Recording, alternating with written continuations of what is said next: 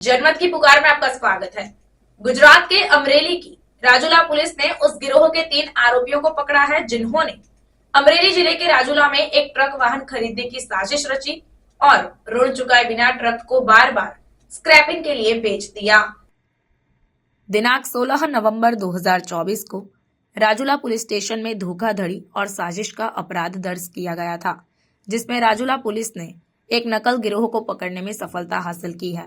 राजूला पुलिस ने उस गिरोह का भांडाफोड़ किया जो अमरेली, भावनगर और जूनागढ़ जिलों के 6 या 7 ट्रक मालिकों से ट्रक वाहन खरीदने और बकाया ऋण किश्तों का भुगतान करने की शर्त पर ट्रक वाहन खरीदने के बाद उन्हें स्क्रैपिंग के लिए बेचने की साजिश रचते थे।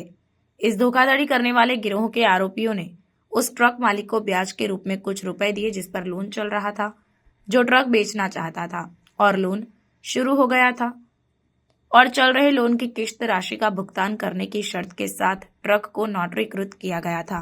एक वकील ने ट्रक बेच दिया और ट्रक को स्क्रैपिंग के लिए बेच दिया। विक्रेता के चल रहे ऋण की किश्तों का भुगतान नहीं किया गया और किश्तों की बकाया राशि या शेष राशि का भुगतान नहीं किया गया। इस तरह आरोपी गिरोह साजिश रचकर उन ट्रक मालिकों को चूना लगा रहे हैं जिन्होंने अपने ट्रक बेच दिए। उस समय राजूला में भी ट्रक मालिक के साथ साजिश रचकर गिरोह के साथ धोखाधड़ी करने वाले आरोपी उजेफा शेख, इम्तियाज बिहारी, दीपक उर्फ काला नारायण गोहिल को राजूला पुलिस ने कुछ ही घंटों में पकड़ लिया और 25,000 रुपए नकद बरामद किए गए। अन्य 3 आरोपियों को पकड़ने के लिए विभिन्न दिशाओं में जांच शुरू कर दी गई है। राजूला पुलिस ने साजिश रचकर ठगी करने वाले गिरोह का पर्दाफाश करने में सफलता हासिल की है। इस मामले में डीएसपी वलाया वैद ने राजूला पुलिस स्टेशन में एक प्रेस कॉन्फ्रेंस कर अपनी प्रतिक्रिया दी, जिसमें बताया गया कि जिन ट्रक मालिकों पर लोन है और जो ट्रक बेचना चाहते हैं उन्होंने एक समझौता किया है और कुछ ब्याज पर पैसे लेते हैं और ट्रक लेने के बाद ये कहकर ट्रक का किश्त नहीं चुकाते हैं कि जो ट्रक का लोन बकाया है उसका किश्त हम चुका देंगे। बाद में ट्रक को कबाड़ी के लिए बेच दिया जाता है।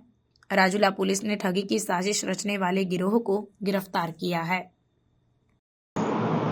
રાજુલા પોલીસ સ્ટેશનમાં 16મી તારીખના રોજ એક છેતરપિંડી તથા કાવતરાનો એક કેસ રજીસ્ટર કરવામાં આવ્યો હતો।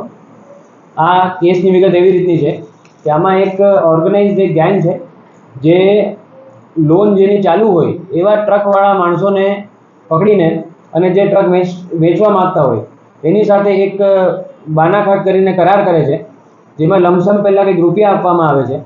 એ રૂપિયા પછી એવો ભરોસો આપવામાં આવે છે ને એવું એગ્રીમેન્ટ થાય છે કે બીજા બધી લોન અમે ભરી દઈશું, પરંતુ તમે ટ્રક અમને આપી દો।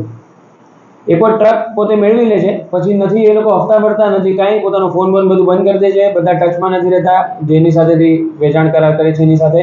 અને આ જે ટ્રક જે મેળવી લે છે એ ટ્રકને ભંગારવાળાને વેચી નાખે છે અને ભંગારવાળા પછી એને ટ્રકનો સ્ક્રેપિંગનો બિઝનેસ હોય એ બધા એ ટ્રકને છૂટો પાડી અને અલગ અલગ એના હિસ્સાઓ વેચી નાખે છે। આ રીતનું એક કૌભાંડ રિલેટેડ એક અરજી અમારે ત્યાં આવી હતી, જેની તપાસ કરતાં અમને ખબર પડી કે આમાં આ તો એક બહુ મોટું કાવતરું છે અને આ પ્રોપર ઓર્ગેનાઇઝ વેમાં ચાલે છે, જેથી અમે તપાસ કરીને એનો ગુનો રજીસ્ટર કરવામાં આવ્યો હતો। આમાં ગણતરીના કલાકોમાં જ અમે ટોટલ 3 માણસોની ધરપકડ કરી છે। આ 3 માણસોના નામ છે ઉઝેફા આરિફભાઈ શેખ, ઇમ્તિયાઝ ઉર્ફે બિહારી, દીપકભાઈ ઉર્ફે કાલા નારણભાઈ ગોયલ અને આના સિવાય બીજા 3 માણસો જે અમારા તપાસમાં જેમના નામ ખુલેલ છે અને જેમનો પણ આમાં એક બહુ અહેમ કાવતરામાં જેમની ભૂમિકા છે એ 3 માણસોના નામ છે અલી અસગર અલી હુસૈન લોટિયા, પંકજ ઉર્ફે બાલા તથા ઇસ્માઇલ ઉર્ફે પકલુ। આ જે ફરિયાદીએ જે ફરિયાદ કરી છે આ ફરિયાદ પછી અમને અમરેલી, ભાવનગર તથા જૂનાગઢ એમ 3 જિલ્લાના 6 થી 7 બીજા એવા માણસો આવેલા છે જે આ જ ગેંગની આ જ મોડસ ઓપરેન્ડીના શિકાર બનેલા છે અને એની પણ તપાસ અત્યારે અહીંયા ચાલુમાં છે કે આ કઈ રીતે કરે છે, ક્યાં રાખે છે અને અલગ અલગ દિશામાં એની તપાસો ચાલુ છે। આજે અહીંયાથી અમે એ જ અપીલ કરવા માંગીએ છીએ કે કોઈ પણ બીજા લોકો આ 3 જિલ્લામાં કે આની બહારના જિલ્લાના કોઈ લોકો આ સેમ ગેંગના જો તમે શિકાર બન્યા હોય કોઈ તો એ અમારી પાસે આવે અને અમે એમને જરૂરથી મદદ કરશું। અમે જાણવા માંગીએ છીએ કે આ ગેંગે ખરેખર કેટલી આવી રીતની ખરીદીને અને એમનો સ્ક્રેપિંગમાં રાખીને આ કાવતરું કરીને જે છેતરપિંડી કરી છે એનું એક્સટેન્ટ અમે જાણવા માંગીએ છીએ. આ પૂરી કામગીરીમાં જે છે એમાં રાજુલાના પોલીસ ઇન્સ્પેક્ટર કોલાદ્રા સાહેબ તથા પીએસઆઈ એમએફ ચૌહાણ સાહેબ અને એમની ટીમે બહુ સારી ભૂમિકા ભજવી છે અને બહુ સારું તરત જ 3 આરોપીઓને અરેસ્ટ કરેલા છે અને બીજાની તપાસ અત્યારે ચાલુમાં છે. अगर आपने हमारा अभी तक चैनल सब्सक्राइब नहीं किया है तो कृपया चैनल सब्सक्राइब कर लें, लाइक करें, शेयर करें, कमेंट करें. तो मिलते हैं फिर किसी और खबरों के साथ. नमस्कार.